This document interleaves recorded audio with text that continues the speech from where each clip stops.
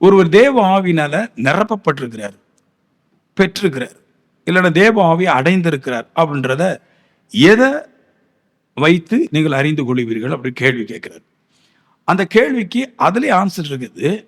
மாம்சத்துல வந்த இயேசு கிறிஸ்துவை அறிக்கையிடுகிற எந்த மனுஷனும் தேவாவியால் நிரப்பப்பட்டிருக்கிறான், தேவாவிய பெற்றிருக்கிறான் அப்படின்றார்.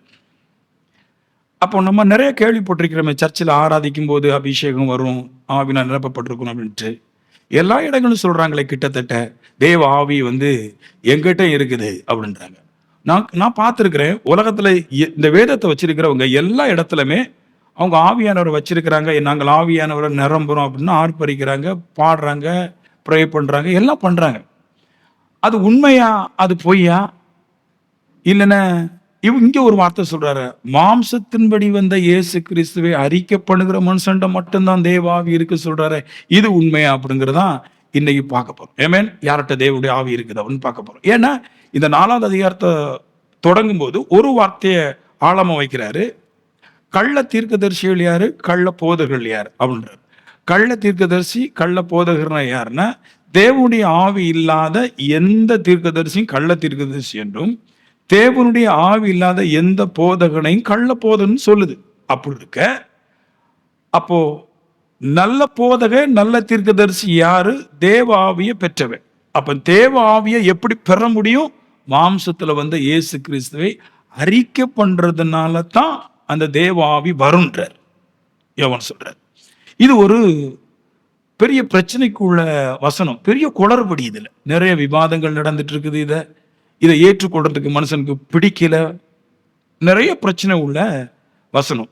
இந்த வசனத்தை கொஞ்ச நேரம் நான் போதிச்சுட்டு சில வசனங்களை உங்களுக்கு இதுல காமிச்சிட்டு போறேன். நம்மகிட்ட எத்தனை பேர்கிட்ட தேவனுடைய ஆவி இருக்குது அப்படின்றத நம்ம கன்ஃபார்ம் பண்ண முடியும். மாம்சத்துல வந்த இயேசு கிறிஸ்து அப்படின்ற வார்த்தை போடுது.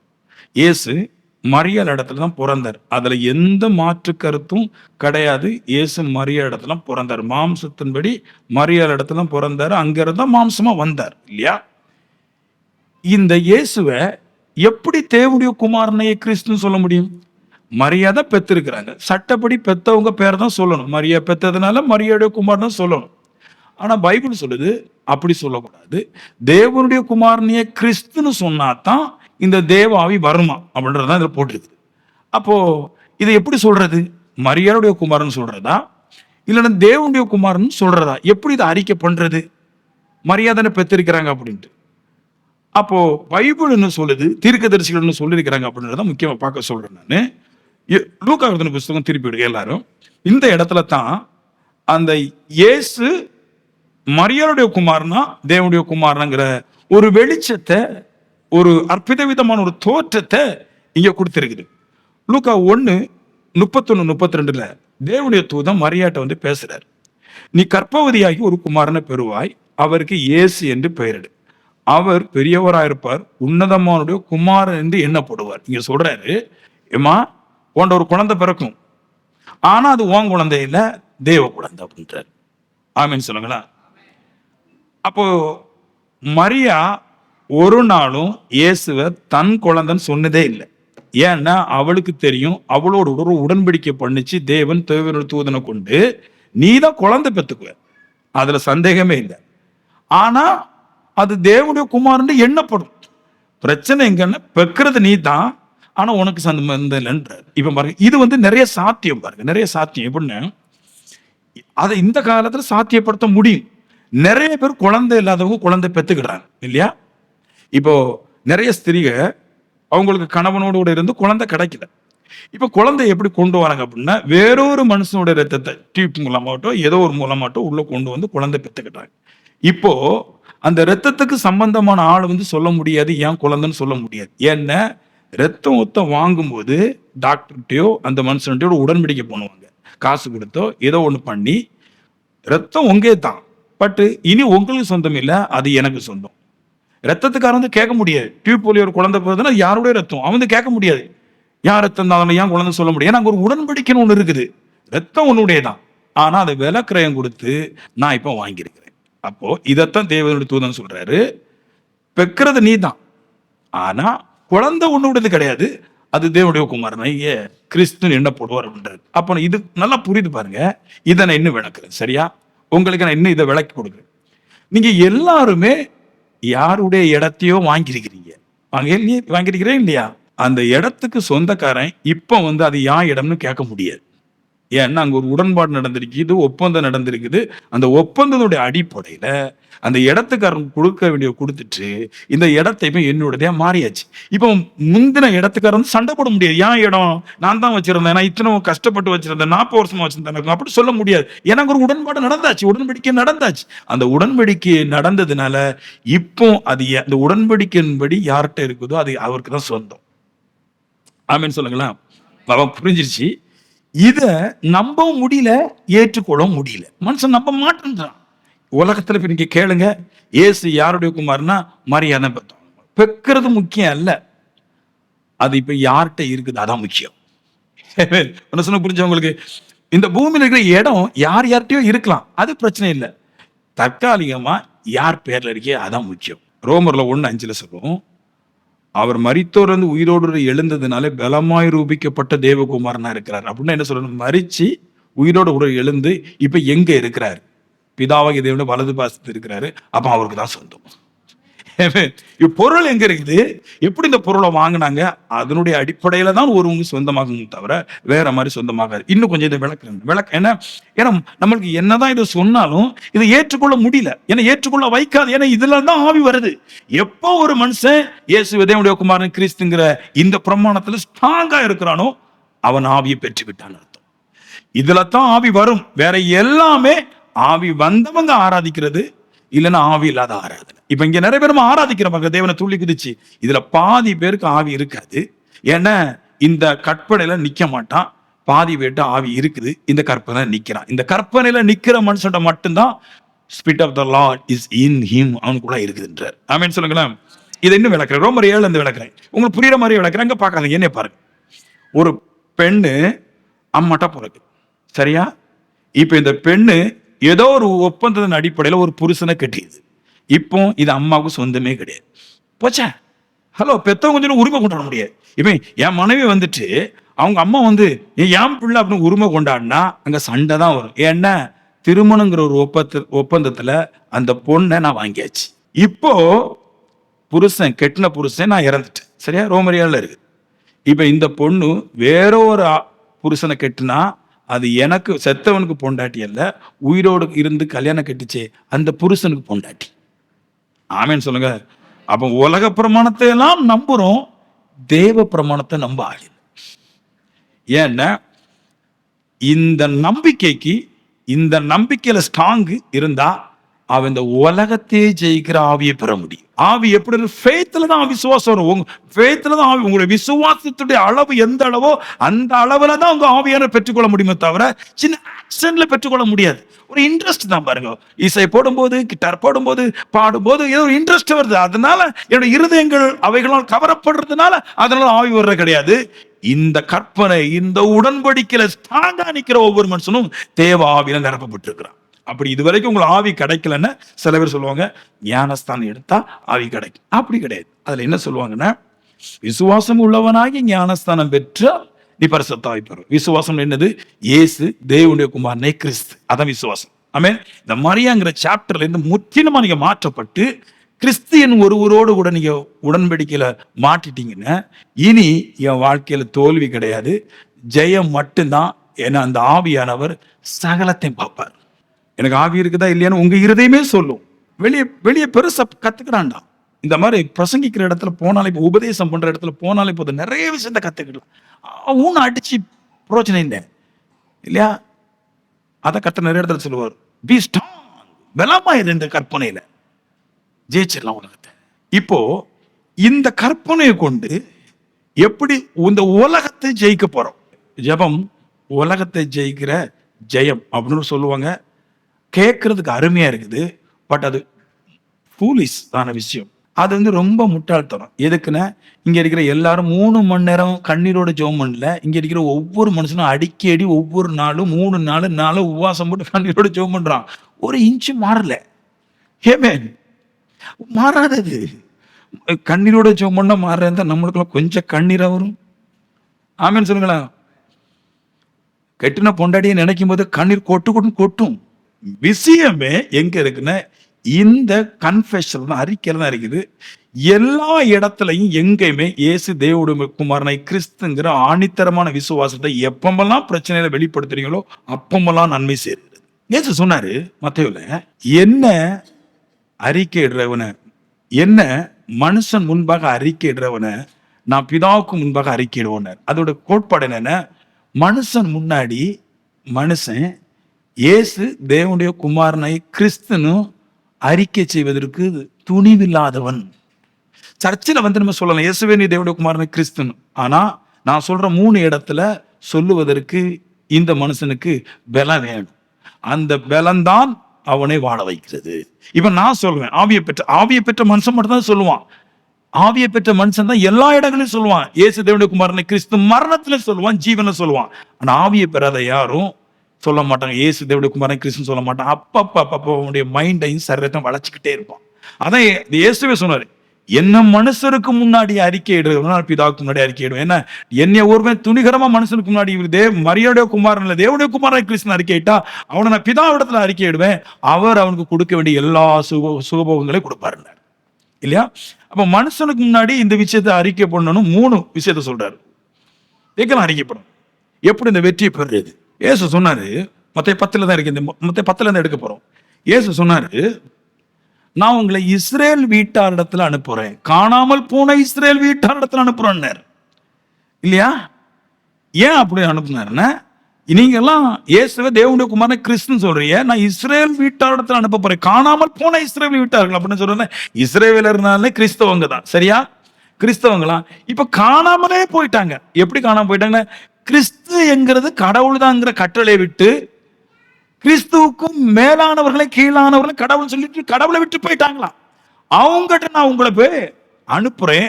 அப்படிப்பட்ட மனுஷன் சொல்லணும், இயேசு தேவனுடைய குமாரனை கிறிஸ்துன்னு. காணாமல் போயிட்டான், அவனுக்கு கடவுள் யாருன்னே தெரியாது, அவனுக்கு இப்ப சுய ஞானம் தான் இருக்குது, சுய புத்தி தான் இருக்குது, அவன்கிட்ட போய் சொல்லணுமா? அப்படின்னு சொல்லிட்டேன உண்மையில நீ பவர் உள்ள ஒரு ஆவிக்குரியன் தான், அதனால அவனுக்கு நன்மைகள் கிடைக்கும் அப்படின்னு சொல்றாரு இல்லையா? இப்போ என்ன மனசுக்கு முன்னாடி அறிக்கையிடன்னு சொன்னாரு, இப்ப சொல்றாரு இஸ்ரவேல் வீட்டார் இடத்துக்கு சொல்லணும் அப்படின்னாரு. இயேசு தேவனுடைய குமாரனை கிறிஸ்துங்கிற ஆழ்ந்த விசுவாசமான அறிக்கை தான் ஒரு மனுஷனுக்கு ஞானத்தை கொண்டு வருது. ஏன்னா ஆவியவு தான் ஞானம். இப்ப அதை விட்டுட்டாங்க, இது வேண்டாம் வேண்டாம் வேண்டாம் ஒதுக்கிட்டாங்க. இஸ்ரவேல் காணாமல் போன இஸ்ரவேல் வீட்டார்கள் எங்கே போயாச்சு, ஆண்டவர் விட்டு ரொம்ப தூரம் போயிட்டான். இப்ப சொல்ற அங்கவே சொல்லு, சபையில சொல்றது முக்கியம் இல்ல, சபையில நாங்க ஆண்டோடைய பிள்ளை சொல்றது முக்கியம் இல்ல. இங்க யாரும் சபையில உங்களை அடிக்க போறது கிடையாது, உதைக்க போறது கிடையாது. உங்களுடைய இஸ்ரேல் வீட்டார் இந்த கிறிஸ்துவை வெறுக்கிற ஒதுக்குற பிள்ளைங்கிட்ட போய் இயேசு தேவனுடைய குமாரனை கிறிஸ்துன்னு சொல்றான் பாருங்க, அவன் தான் உண்மையில ஆவியை பெற்ற ஒரு கிறிஸ்தவன்.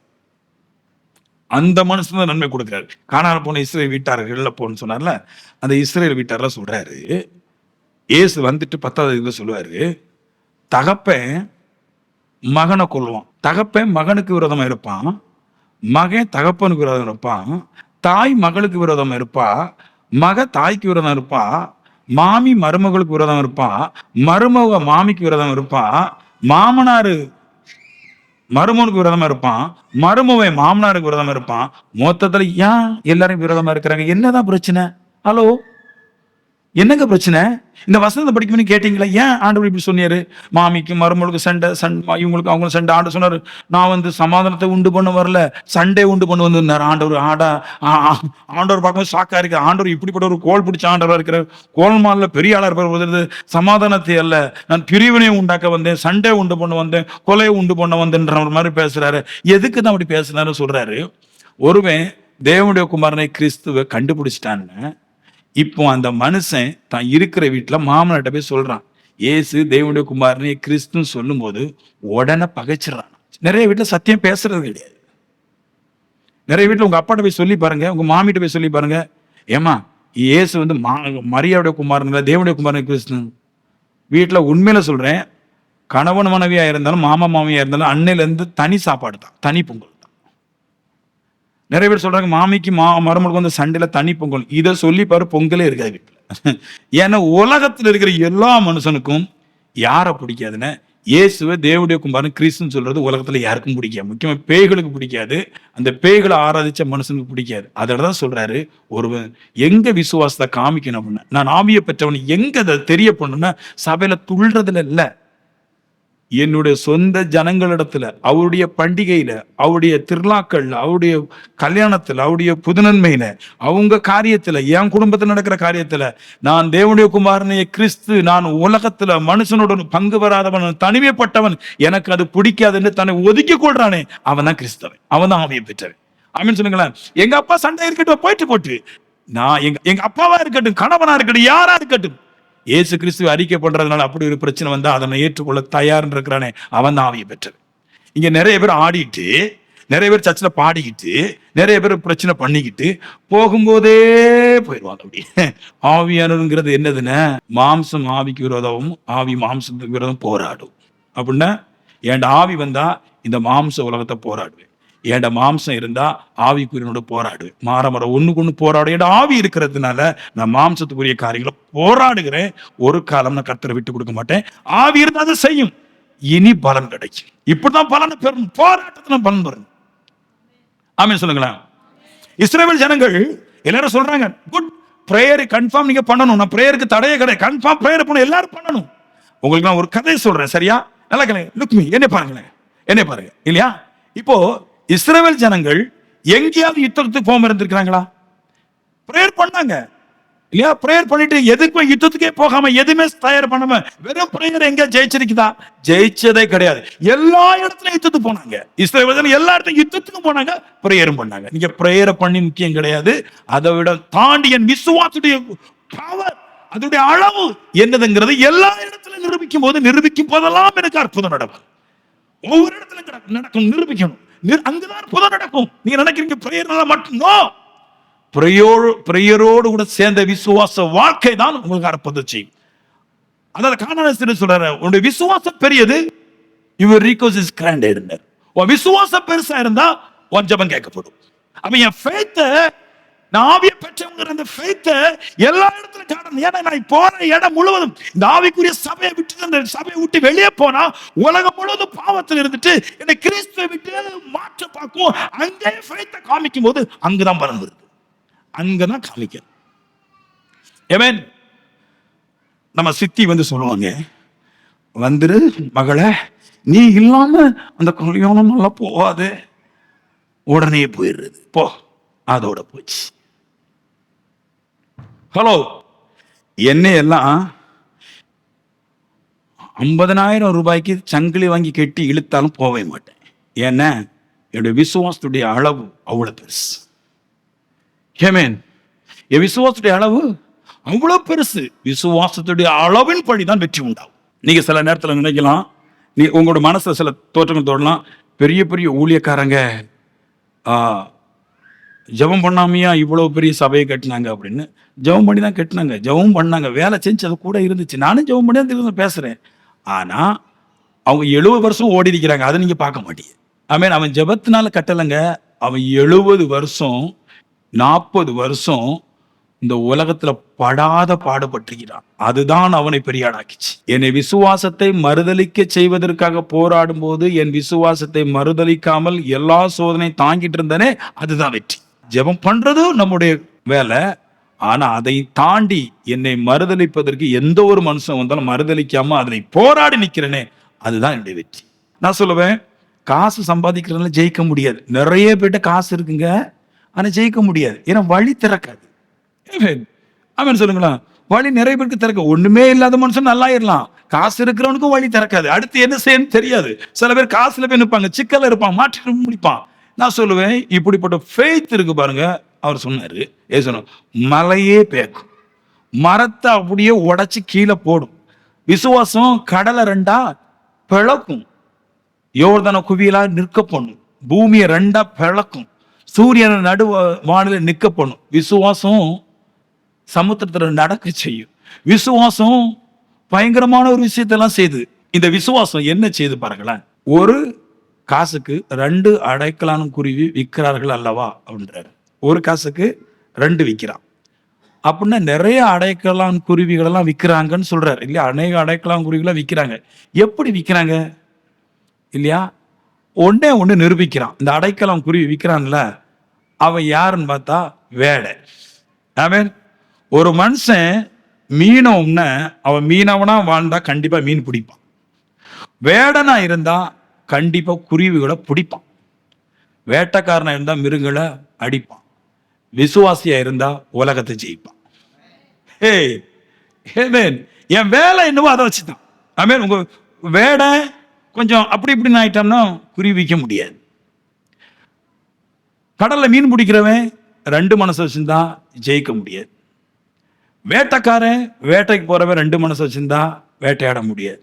விசுவாசி இருமனம் உள்ளவனா இருந்தா இந்த உலகத்தை ஜெயிக்க முடியாது. விசுவாசி எப்பவுமே ஒரே விசுவாசியா இருந்தா அற்புதம் நடக்கும். பூர்ண விசுவாசிக்கு இந்த உலகத்துல இருக்கிற எல்லாவற்றையும் பிடிச்சு கொடுப்பது கர்த்தருடைய சித்தம். 2 மனம் உள்ளவன் உலகத்தை ஜெயிக்க முடியாது. ஏன்னா அவன் ஆவி கிடையாது. ஆவி உள்ளவனுக்கு கர்த்தர் எல்லாவற்றையும் கொடுப்பார். ஆவி இந்த உலகத்தை ஜெயிக்கும். கண்ணீரோட ஜெபிக்கிறது, அப்புறம் வேற விட்டு போயிடுவாங்க. அவன் கவலையோட ஜெபிப்பான், வேற விட்டு போயிடுவான். என் வீட்டில் ஒரு பாவம் வந்தா அது பிரச்சனை இல்லைன்னு சொல்லுவான். அன்னைக்கே போயிடுச்சு. அவனுடைய ஸ்ட்ரென்த்து, அவனுடைய மதிப்பு பரலோக ராஜ்யத்துக்கு போயிட்டு என்ன வந்தாலும் என் கோட்பாட்டை விட்டு நான் மாறக்கூடாது. தேவனுடைய ஆவியை எதனால பெற்றீர்கள் என்று எதனால அறிவீர்கள்?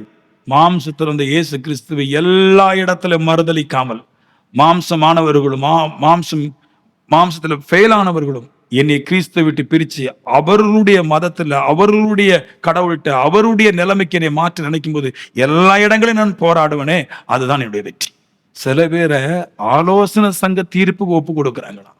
சில பேரை கொல்லவும் செய்யறாங்களாம். ஆனா செத்தாலும் கிறிஸ்துவை விட்டு மறுதலிக்க மாட்டேன்றானே, அது எங்கிருந்து தான் வருதுன்னு தெரியல. அவ்வளவு பெரிய ஆவிக்குரிய மனுஷனை உலகத்துல பார்க்க முடியல.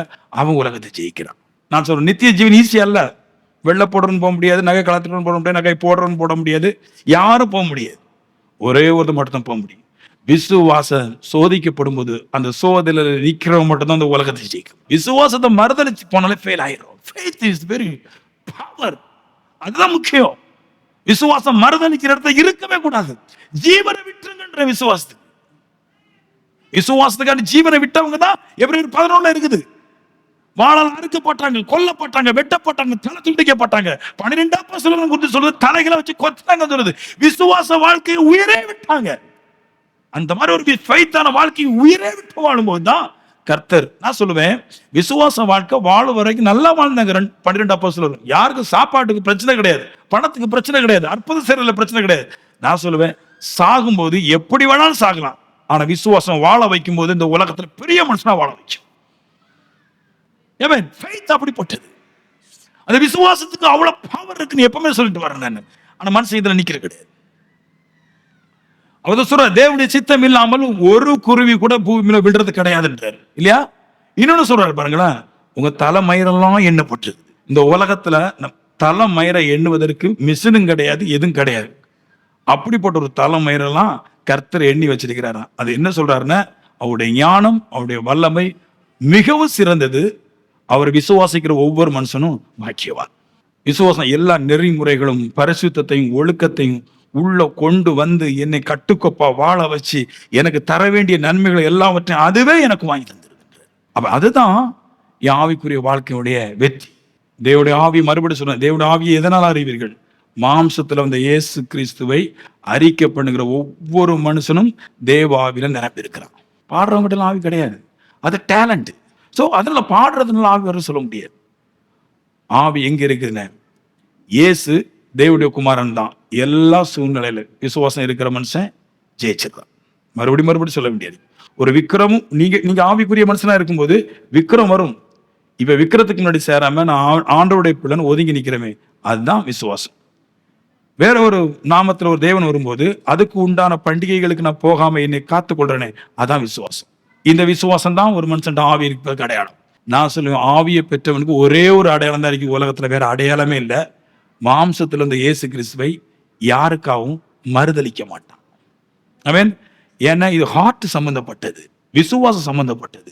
இந்த ஸ்பிரிட் அவனுக்குள்ள வந்துச்சுன்னா அவன் பெண் எடுக்கிற விஷயத்துல மறுதலிக்க மாட்டான், பெண் கொடுக்கிற இடத்துல மறுதலிக்க மாட்டான், வேலை ஸ்தலத்துல மறுதலிக்க மாட்டான், எங்க போனாலும் இயேசுக்காண்டி வாழுவான். ஒரு காலம் கிறிஸ்துவை மறுதலிச்சுட்டு போற எந்த விஷயத்துல நிக்க மாட்டான். இதான் ஆவியை பெற்ற மனுஷனுடைய பவர். நம்முடைய ஃபெயில், மனுஷ வாழ்க்கையில் நம்முடைய ஃபெயில் எங்க இருந்து வருது பாத்தீங்களா? நம்ம எங்க சரியா நிக்கணுமோ அங்க விட்டுட்டோம். சின்ன சின்ன விஷயங்களை பெருசா பிடிச்சிட்டோம். இங்கதான் சரியா இருக்கணும், இந்த இடத்துல சரியா இருக்கணும், இந்த இடத்துல பவரா இருக்கணும், இங்கதான் முழு ஹார்ட்டை இங்கதான் விடணும். இதை நின்னுட்டாலே போதும். இப்ப திருப்பி விடுங்க, இன்னொரு விஷயத்தை பார்த்துட்டு ரோமர் 15:9 இருந்து அற்புத விதமான ஒரு விஷயம். ஏன்னா ரொம்ப ஸ்ட்ராங்கான விசுவாசத்துடைய ஸ்ட்ராங்கு இல்லைன்னா ஆவி இருக்கிற ஸ்ட்ராங்க இங்க பலமா காட்டுறாரு. நான் புறஜாதிக்குள்ளே உண்மை அறிக்கை பண்ணி உமது நாமத்தை சொல்லி சங்கீதம் பாடுவேன் அப்படின்ற அவர் சொல்றாரு. விசுவாசத்தை காமிக்கிறார் பாருங்க, ஆவியை பெற்றவன் நான். புறஜாதிக்குள்ளே உண்மை அறிக்கை பண்ணி, அதாவது கிறிஸ்து யாருன்னு தெரியாத ஒரு கூட்டத்துக்குள்ள போய் கிறிஸ்து தான் தேவன், அவர் தேவனுடைய குமாரனையே கிறிஸ்துன்னு நான் அறிக்கையிட்டு அந்த நாமத்தை சொல்லி நானும் சங்கீதம் பாடுவேன் அவர் சொல்றாரு இல்லையா? எப்படி இருக்கு பாருங்களேன், நம்மளை அடிப்பானுங்க. ஹலோ, கிறிஸ்துடைய பாடலை புறஜாதிக்குள்ள போய் கிறிஸ்து தான் தேவன் சொல்லிட்டு அவங்க மத்தியில பாட்டு பாடினா நம்மளை அப்படியே ஒதுக்கி போட்டுருவாங்க. புறஜாதிக்குள்ள உட நாமத்தை அறிக்கையிட்டு நான் புறஜாதிக்குள்ளாக சங்கீதம் பாடுவேன்.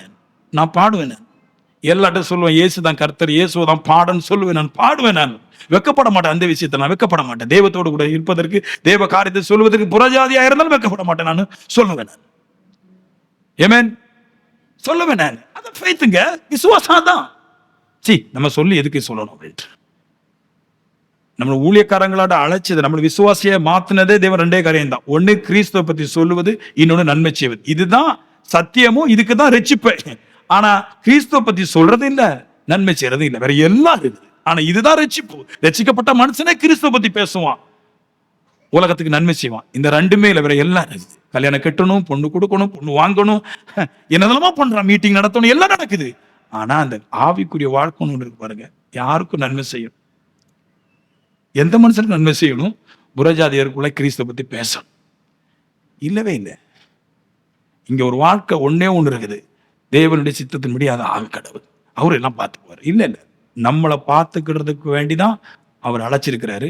நம்ம இந்த ரெண்டு காரியத்தை செய்யறதுனால விசுவாசம் இன்னும் பூர்ணமாகிறது. அப்புறம் அப்படியே அப்படி சொல்லுவார் பாருங்க, கீழே சொல்லுவார், அப்படி சொல்லிட்டு சொல்லுவாரு, பரிசுத்தாவின் பலத்தினாலே 15:13 வந்துடுறாரு. இப்படி பண்ணுற ஒரு மனுஷன் பரிசுத்தாவுடைய பலத்தினால் என்றார். பலத்தினாலதான் அவன் சொல்றான். அந்த பரிசுத்தாவினால உண்டாயிருக்கும் நம்பிக்கை பெருகும் போது அந்த நம்பிக்கையின் தேவன் விசுவாசத்தினாலே சமாதானத்தையும் சந்தோஷத்தையும் எனக்கு தர்றாரு. இது சூப்பர் ஃபார்முலா பாருங்க. சும்மா அதான் நீங்க நினைக்கிறீங்க ஆண்டவரே தாருங்க சொன்னதான் பிரேயர் கிடையாது. தேவனுடைய வார்த்தை நீங்க எங்க சொன்னாலும் கண்டிப்பா நம்முடைய இருதயத்துல தேவனை கூட்டி ஒரு நினைப்பு உண்டாது பாருங்க, அதுதான் பிரேயர். நான் தேவத்தை நினைச்சிட்டே இருக்கிறேனே, அதான் பிரேயர். என் மனசு நினைச்சு வாய்னால தான் பேசணும் கிடையாது. ஆண்டவர் எனக்கு தாருங்க தாருங்க. நீங்க ஒரு புறஜாதிட்ட போய் கிறிஸ்துவோட வார்த்தையை சொல்லிக்கிட்டு உங்க நினைப்புல ஆண்டவரை உண்மை புகழுகிறேன் நான் புறஜாதிக்குள்ளங்கிற ஒரு எண்ணம் வருதே, அதே ஒரு பிரேயர் தான். இதை பண்ணிட்டு இருந்தாலே சொல்றாரு, பரிசுத்தாவினால உண்டான பலன் விசுவாசத்தினாலே, விசுவாசம் பெருகி அந்த விசுவாசத்தினாலே உங்களுக்கு என்ன சந்தோஷம் வேணுமோ, என்ன சமாதானம் வேணுமோ அது உங்களுக்கு கொடுக்கப்படுகிறது என்றார். பெற்றுக்கொள்ளலாமே இப்படி என்றார். நான் சொல்ல, ஒரு மனுஷன் நிக்காதீங்க, நீங்க யாருமே வீட்டுல சும்மா இருக்காதீங்க. வாய்ப்பு கிடைக்கும் போது புறஜாதிக்குள்ள கிறிஸ்துவ தெரியாத மனுஷனுக்குள்ளாக, காணாமல் போன இஸ்ரேல் வீட்டாருக்குள்ளாக எங்கேயாவது போய் கிறிஸ்துவ குறித்து கொஞ்சமாவது பேசுங்கன்ற, அதுதான் உங்களுக்கு வெற்றி பெருசா கிடைக்கிறது. நான் ஏன் கிறிஸ்துவ பத்தி பேசன்னு சொல்லக்கூடாது? யாரோ ஒரு மனுஷன் கிறிஸ்துவ பற்றி பேசுனதுனாலதான் நான் நல்ல பூர்ண விசுவாசியா இருக்கிறேன், நல்ல சந்தோஷமா இருக்கிறேன். இந்த விஷயத்த பவுல் சொல்றாரு, புறஜாதிக்குள்ளாக சுவிசேஷத்தை அறிவிக்கும்படிக்கான இந்த கிருபை எனக்கு கொடுக்கப்பட்டிருக்கு இல்லையா? இந்த கிருபை தேவன் என்னை ரட்சித்து என்னை பணக்காரன் ஆக்குறாரு. எதுக்குன்னா நான் ப்ரேயர் பண்ணி தின்னுட்டு இருக்கிறதுக்கா? ப்ரேயர் பண்ணி நிறைய கார் வாங்கிட்டு ஓட்டிட்டு இருக்கிறதா? இதுக்கு என்னை ரட்சிச்சாரு? கிடையாது. அவர் ரட்சிச்சதை புறஜாதிக்குள்ளாக சுவிசேஷத்தை சொல்லி அந்த சுவிசேஷத்துல நான் கிடைச்ச நன்மைகள் அவரும் பெற்றுக்கொள்ளும்படிக்காக நான் அதை செய்யணுன்றார். விசுவாசி அதை செய்வான். சர்ச்சுங்கிறதே ஒரு பவர்ஃபுல்லானது. அதாவது தேவனே நம்முடைய தயவுள்ள சித்தத்தின்படி விருப்பத்தை நோக்கத்தை எனக்கு தர்றாரு. தேவனே எனக்கு என்ன பண்றாருன்னா விருப்பம் நோக்கங்களை தந்து அந்த விருப்பத்தை நோக்கத்தை நிறைவேற்றுவதற்கு இந்த பணத்தை ஒரு உதவியா அவரே தர்றாரு. அதான் சாலமன் சொல்லு. சாலமன் பணத்தை கேட்கல, ஞானத்தை கேட்டான். ஏன்னா இந்த இஸ்ரவேல் தேசத்தை எனக்கு கையளிக்கப்பட்டிருக்குது, இந்த இஸ்ரவேல் தேசத்தை நான் நடத்தணும், அதுக்கு ஞானம் தேவை. நம்ம எல்லாரும் பணம் தான் கேட்போம், ஆனா ஞானம் கேட்டான். ஏன்னா நோக்கத்தை நிறைவேற்றுவதற்கு பணம் முக்கியம் கிடையாது. நான் சொல்லுவேன், பணம் இருக்கிற மனுஷன் நோக்கத்தை நிறைவேற்ற முடியாது. பணம் வந்தா பாவத்துல போவான். நோக்கம் இருக்கிற மனுஷன் பணத்தை கொண்டு நோக்கத்தை நிறைவேற்றுவான். நான் சொல்றேன், இந்த நோக்கத்தை தர்றதே தயவுள்ள சித்தம், தேவனுடைய கிருபைன்ற. ஆமென். புறஜாதிக்குள்ள சுவிசேஷத்தை சொல்லணும், இஸ்ரவேலுக்குள்ள சொல்லணும், காணாம போனவர்களுக்குள்ள சொல்லணும், என்னுடைய சகோதரர்களை சொல்லணும். இதுக்காக தான் அழைக்கப்பட்டிருக்கிறேன். காசு போன ஒரு மேட்ரு. பணம் வந்து அதை தின்னுட்டு சாக போறேன், நோக்கத்தை நிறைவேறிட்டு காசை வச்சு தான் தின்னுட்டு சாக போறேன். ஏன் காசை மட்டும் தின்னுட்டு போகணும்? கர்த்தர் என்னை எதற்காக அழைத்தாரோ அந்த அழைப்புக்கு பாத்திரவனா இருக்க வேண்டும் நான் விரும்புகிறேன். ரோமர் 15:10 புறஜாதிகளே, மேலும் புறஜாதிகளே அவருடைய ஜனங்களோட களி கூறுங்கள்ன்றார். அது என்ன சொன்னதுன்னா, நல்லா கேளுங்க, என்ன பாருங்களேன். இப்போ அதாவது உண்மையான விசுவாசி களி கூறுகிறார். எனக்கு 1000 பேர் உள்ள ஒரு சபை, இல்லைன்னா 10,000 பேர் உள்ள சபைன்னு வைங்களேன், அது கேட்ட சர்ச்சை அவர் தான் தரணும். எனக்கு பாடல் எடுக்கணும் அப்படின்னா அதுக்குள்ள பணம் அவர் தான் தரணும். எனக்கு காரு வாங்கினா அவருக்குள்ள பணம் அதான் தரணும். ஏன்னா அவருடைய நோக்கத்தை நிறைவேற்ற நான் வேலைக்காரன், அவர் தந்தான் ஆகணும். நோக்கம் அப்படிதான் செய்யும். இப்போ என்ன வேணாலும் வாங்கலாம்னு சூழ்நிலைக்கு வந்துடுச்சு. நான் சொல்றேன், அதுதான் ஏமேன். ஆவிக்குரிய ஜனங்கள் உண்மையான ஆவிக்குரிய ஜனங்கள் களி கூறுகிறதா, மேலும் புறஜாதிகள் அவர்களோடு கூட களி கூறுவார்கள், களி கூற கடவுதுன்றார். எந்த மனுஷனும் உண்மையான மனுஷன் களி கூறுகிறான். இப்ப எந்த புறஜாதியும் சரி, இப்படி உண்மையான ஆவிக்குரிய மாறிட்டான்னு அவன் களி கூறுவான். நம்ம நாடெல்லாம் கிட்டத்தட்ட காட்டுவாசிகள் வாழ்ந்த நாடு. ஆமென். அந்த காட்டுவாசி நினைச்சிட்டு இருந்தா நான் நல்லதா இருக்கிறேன். நம்மெல்லாம் காட்டுவாசிகள். ஒரு காலத்துல 530 வருஷத்துக்கு முன்னாடி காட்டுவாசிகள், கடல்வாசிகளும் காட்டுவாசிகளும் தான் இருந்தோம். ஆமென். அப்படி இருந்த போதுதான் இந்த சுவிசேஷத்தை சுமந்து கொண்ட சில பேர் இந்த இடத்துக்கு வந்ததுனால இந்த காட்டு வாசிய போய் கடவுள் வாசிய மாறணும். அந்த காட்டுவாசி மாறி கடல் வாசி மாறி கடவுளுடைய வாசியா மாறினதுனால தான் இந்த கன்னியாகுமரி டிஸ்ட்ரிக்ட் எல்லா தேசத்திலும் கொஞ்சம் நல்லா இருக்கு. இந்த கடவுள் வாசியை விட்டுட்டோம், காட்டுவாசியாட்டும் கடல் வாசியா மாறிட்டோம், கடல் பாசியா தான் போகும். என்னைக்கு ஒரு மனுஷனுள்ள கிறிஸ்து வந்து கிறிஸ்துக்குள்ள வாசம் பண்றான்னு ஜெயிச்சிடறான், களி கூறுறான். புறஜாதிகள் அவர்களோடு சேர்ந்து களி கூறுவார்ன்னு இருக்குது. அப்ப நம்ம களி கூறணும் இல்லையா? ஒண்ணுமே இல்லாம இருந்தா யாரும் சர்ச்சுக்கு வர மாட்டான். அது ராங் டீச்சிங். வரவே மாட்டான். ஏன்னா அவனுக்கு கடவுளே தெரியாது. அவன்கிட்ட போய் நீ வெறுமையை காட்டினா இன்னும் வர மாட்டான். நீங்க களி கூறும்போது பாக்குறான், எப்படி இவங்க பெரிய ஆள் ஆயிட்டாங்க, பணக்காரன் ஆயிட்டாங்க, பெரிய பெரிய கார்லாம் வாங்குறாங்க, வீட்டுல பார்த்தா சண்டை போடுறது கிடையாது, பிரேயர் சவுண்ட் மட்டும் தான் கேட்குது, இவ்வளவு ரிச்சுக்கு எப்படி மாறினு சொல்லும் போது, இப்போ நீங்க சுவிசேஷத்தை கொண்டு போனா புறஜாதி கேட்கறான். கேட்கும்போது நம்ம சொல்றோம், இப்போ ஒரு பவர் உங்களுக்கு வரும் பாருங்க. கிறிஸ்துவை ஏற்றுக்கொள்ற ஒரு பவர் வரும். அதுல சொல்லுது 15:13 பரிசுத்தாவினால உண்டாகும் வல்லமை. ஒரு பரிசுத்தாவி உள்ள வரும்போது ஒரு பவர் வரும் எனக்கு. ஏமேன். ஒரு விசுவாசம் எனக்கு பவரா உள்ள வந்து அது சொல்லுது, இப்ப எல்லா விதமான சந்தோஷமும் சமாதானம் எனக்கும் கிடைக்கும். ஆமென். இப்போ இன்னொன்னு சொல்ல பாருங்க. இப்ப பவுல் வந்துட்டு சரி, அவன் அடைஞ்ச ரட்சிப்ப அவனே மறைச்சு வச்சிருந்தா நல்லா இருந்திருப்பான். ஆனா நாம் யாருமே இந்த அளவுக்கு மாறிக்க மாட்டோம். அப்படி போலதான் ஒவ்வொரு மனுஷனும் பிரதான ஆசாரியன் பைபிள் சொல்லுது. ஒவ்வொரு மனுஷனும் ராஜாக்களா இருக்கிறீங்க.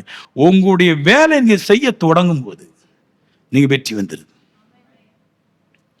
உங்க விசுவாசத்தை மறுதளிச்சுட்டாங்க. எங்க போனாலும் மாம்சத்தை மரியாதை தான் இயேசு பிறந்தார். அது தப்பே இல்லை. ஆனா நம்ம முதல்ல விளக்கிட்டேன் அதை பத்தி. அவர் தேவகுமார். யாரோ பெக்கிறதுனால உரிமை கிடையாது. அந்த பொருள் யாரோடு இணைக்கப்பட்டிருக்கு, அதுதான் உரிமை. ஆமென். அது சொல்றது மரித்தோரோட உயிரோடு எந்திரிச்சு பிதாவோட கூட இருக்குது. அதனால பிதாவுக்கு சொந்தது. அவர் பூமியில விலக்கரையும் கொடுத்து கிறிஸ்துவை எழுப்புனர். எபேசுல சொல்லுது, பெத்தவங்க கைவிட்டாங்க, வளத்தை அவர் தூக்கி பிடிச்சாரு. அதனால அங்க போயிடுச்சு. அப்ப அவரு சொல்றாரு, அந்த விசுவாசம் உள்ளவனா இருந்து இப்போ சுவிசேஷத்தை நீங்க பேசும்போது அந்த விசுவாசத்துக்கும் நீங்க பேசுற அந்த பேச்சுக்கும் அதற்கேற்ற பலனை கர்த்தர் கோடி கோடியா கொட்டி கொடுக்கிறார்.